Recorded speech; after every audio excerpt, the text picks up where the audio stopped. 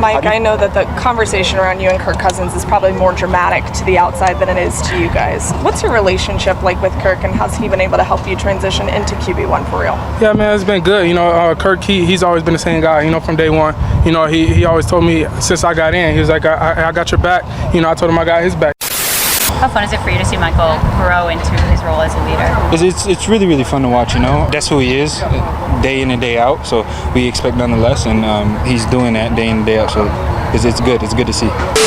The Atlanta Falcons, Raheem Morris, Michael Penix Jr., I believe, are doing everything possible to be as close as to the 2017 Atlanta Falcons. To help you guys remember, this was the 10-6 Atlanta Falcons. You won a wild card game against the Los Angeles Rams 26-13, and you lost in the divisional round to the Philadelphia Eagles, who went to that Super Bowl 15-10. That's the kind of best way I can picture what Michael Penix Jr., what the Atlanta Falcons, and what Raheem Morris, what Zach Robinson, who is a massive part and piece of the puzzle, what they all can do together to really get back to that playoff performance. Because the thing is with the Atlanta Falcons is that they're a team where the quarterback has to be on point. If history repeats itself, your quarterback has to be at least in the top 12, top 14 consistently in order to make an actual run. Desmond Ridder, we're not going to talk about it. We're not going to go over it, but I was right. He didn't work out. Kirk Cousins comes into play. He has his moments. He has certain games where things are looking up. You beat the Super Bowl champions in the Philadelphia Eagles 22-21 in week 2.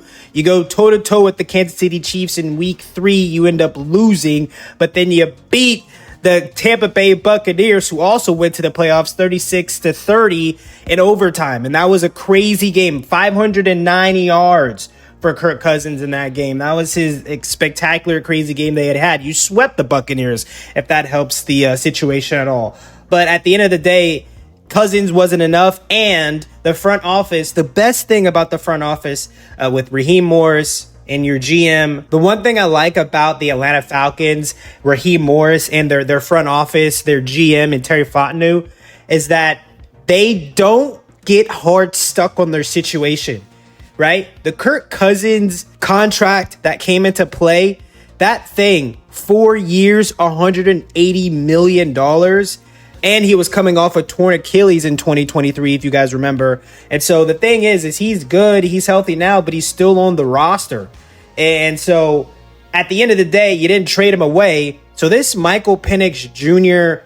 operation, you guys picked him 8th overall. I just want to give another perspective that you possibly haven't heard. The Kirk Cousins still being in the building, it's either an injury risk that they're worried about with Mr. Michael Penix Jr. because we understand his fault, quote unquote, cons really to his whole game is that his injury history is ridiculous. Like absolutely ridiculous. A lot of serious injuries that Michael Penix Jr. was really plagued with his whole college career. One full healthy season, and he went to the national championship and played phenomenal, did some great things in that game. But at the end of the day, Kirk Cousins still being in the building, him being injury prone, Michael Penix Jr. is able to still learn from Kirk Cousins. And Kirk Cousins, I think he's still going to be a boy's boy, definitely going to be a team guy, definitely going to be there to mentor him because at the end of the Kirk Cousins is a very selfless, die-to-self Christian man. He is definitely not going to be snobby. He's going to be coaching up Michael Penix Jr. because at the end of the day, he's still getting his bread. Like he actually has the best job in the business at this point in time. But Michael Penix Jr., as he is still growing and getting better, what is the expectations for this young man? I do remember, I do understand, and I do know the amount of patience that you guys had for Desmond Ridder is very beautiful. I actually love it. So I already know off bat that Mr. Michael Penix Jr., from what he showed the world last year in the few games that he did start with the amazing overtime, loss 30-24 to the Washington Commanders, 223 yards, had a touchdown, had an interception, but was able to get out there and compete with Jaden Daniels, compete with that Washington defense. And he actually has a win against the New York Giants. So you do not have to be fearful of that, Atlanta Falcons fans. He is okay with winning. He does have a win under his belt as an NFL quarterback. And then another great game that he has is the last game of the season with the Carolina Panthers, another overtime loss. And he's going toe-to-toe against now a divisional rival in the Carolina Panthers. 44-38 loss, 312 yards. So over the 300 mark as a rookie late in the season, 2 touchdowns, 1 interception, and he has a rushing touchdown. And so you see in that game, he was very poised, very controlled. The teammates rally behind him. And at the end of the day, he's freaking good at football. He doesn't have a lot really going against him except for the fact that I'm just worrisome of the left-handed thing. I don't know why. I've always been an anti-left-handed guy. Michael Penix Jr. way more than Tua Tagovailoa definitely changes the game for him. More than Tim Tebow definitely changes the game for me. A lot of the lefties, they have a weird motion and they have to overcompensate for something. I don't know. It's always weird. It's not that way with Michael Penix Jr. For whatever reason, it's smooth, great velocity, great speed, great rip, quick release, and the ball gets there accurately. I'm over here trying to do film breakdowns for Kenneth Grant out of Michigan. I'm looking at them compete against Washington in the national championship. Dude, Michael Penix, even though it wasn't beautiful, it wasn't all, hunky-dory. He threw 2 interceptions in that game, wasn't his best game. The dots in that game are unbelievable. Like freaking dot after dot. And then that game against Texas, he was a killer. 29 of 38, 430 yards, 2 touchdowns, no interceptions. Absolute dog in that game. His whole college career, he was an absolute legend.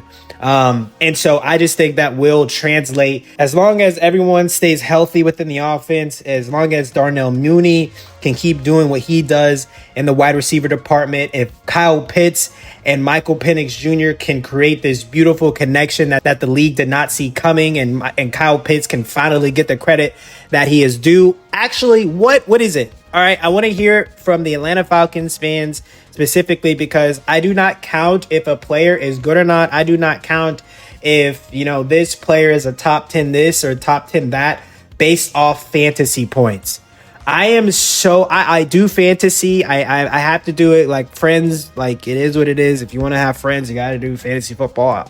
It is what it is, right? But at the end of the day, I know Kyle Pitts is good at football. But I don't need to see a bad fantasy score to know that he's good at football. I don't need to see a great fantasy score to know that he is good at football. Like, he's good at football.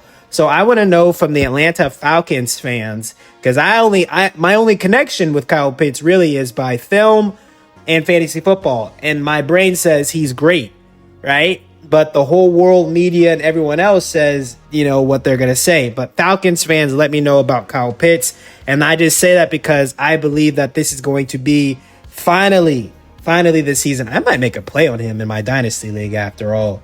See if I can do it beforehand, but we'll see. But I think Michael Penix Jr., who is very accurate, has a very aggressive, anticipatory approach to his throwing ability.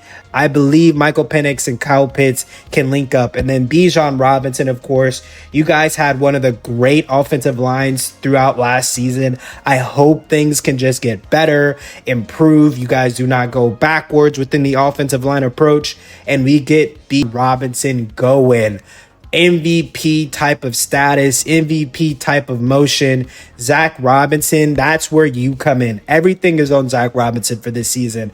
The defense is going to be the defense. Raheem Morris is going to be, of course, having his nose picked in on the defense, but you still have a lot of young excuses with the Jalen Walker and James Pierce Jr., those young cats, even though I believe they're going to be making veteran Pro Bowl impact from week to week. You still have AJ Terrell in the building, so things are going great there, along with Jesse Bates.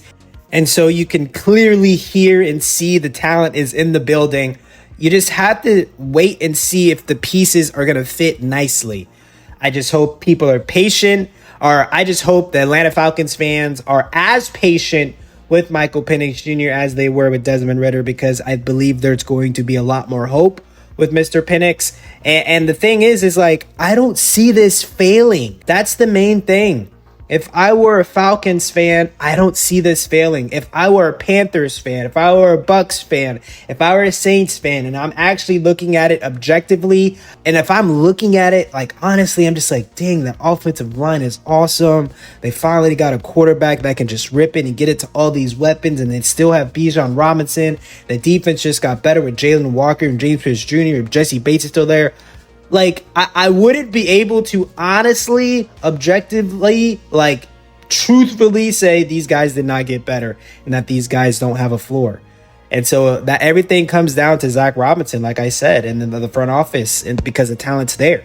You guys let me know what you think about this. The Falcons fans, let me know what you think about Kyle Pitts. And what is the floor? What's the expectation for Michael Penix Jr. in his year one as the franchise guy? Let me know.